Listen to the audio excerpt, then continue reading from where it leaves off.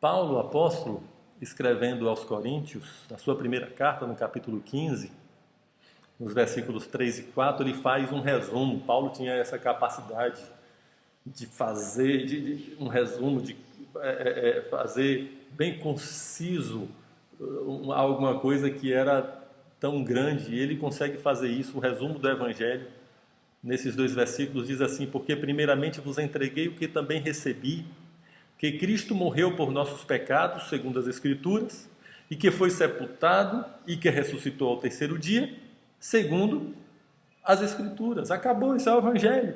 De acordo com as Escrituras, Jesus é Deus, se fez homem, teve uma vida santa, poderosa, revelou o Pai, morreu na cruz, foi até as regiões inferiores da terra, tem as chaves da morte e do inferno.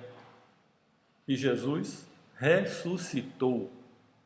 Aquele domingo pela manhã, bendito domingo pela manhã, bem cedinho, as mulheres foram ao túmulo para levar alguns produtos, especiarias para colocar no corpo de Jesus.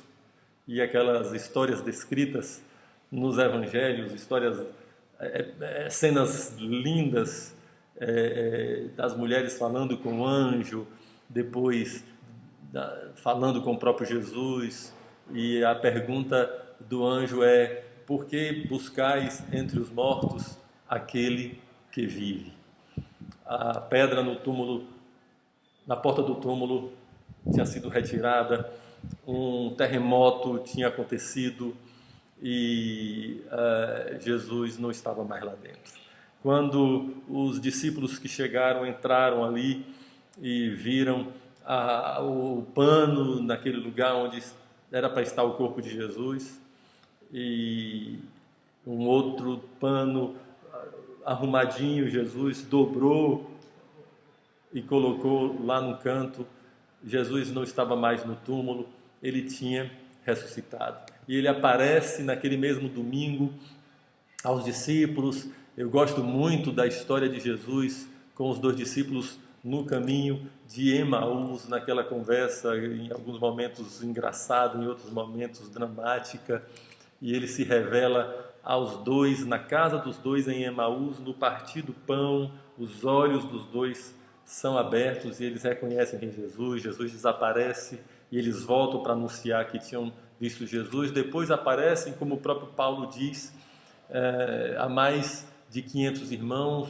Ele fala nesse próprio texto de 1 Coríntios, no capítulo 15. Em Atos, no capítulo 2, já se faz referência à profecia que havia, que Deus não deixaria que o seu santo, que o Messias, visse a corrupção. E o pregador está ali dizendo, Pedro dizendo, que Jesus ressuscitou porque se cumpriu o que estava escrito desde o Antigo Testamento, que o santo de Deus, o Messias, não veria a corrupção.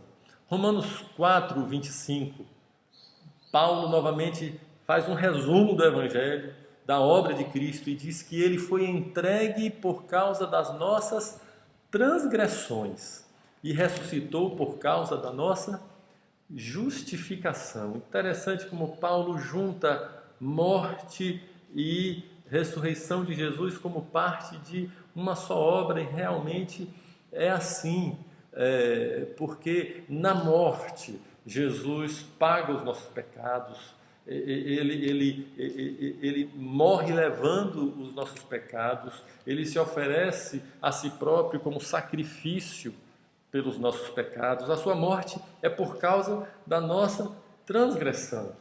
Mas se ele tivesse ficado na morte, aquilo não teria efeito. Então Paulo completa dizendo: e ressuscitou por causa da nossa justificação. Então ele ressuscita. E agora, com o sacrifício do seu próprio sangue, ele se apresenta diante do Pai para dizer: Pai, está aqui, o preço do pecado foi pago e eu ressuscitei. E a Bíblia diz que ele vive para interceder por nós e ele nos justifica. Agora, pelo sangue de Jesus, por causa da sua morte e ressurreição, pelo sangue de Jesus nós temos livre acesso ao Pai. Jesus ressuscitou. Jesus ressuscitou. Nós vivemos na nossa vida a sexta-feira da morte de Jesus, entendendo que nós morremos com Ele, precisamos confessar os nossos pecados, nos arrepender. Nós vivemos o sábado dramático de sermos arrancados da mão do diabo, da chave da nossa vida ser arrancada da mão do diabo e Jesus reinar sobre nós. E nós vivemos o domingo da ressurreição, o poder da ressurreição de Jesus, que assim como operou nele, está operando em você, operando em nós, para nos fazer assentar com Cristo em lugares celestiais. Jesus ressuscitou e está vivo.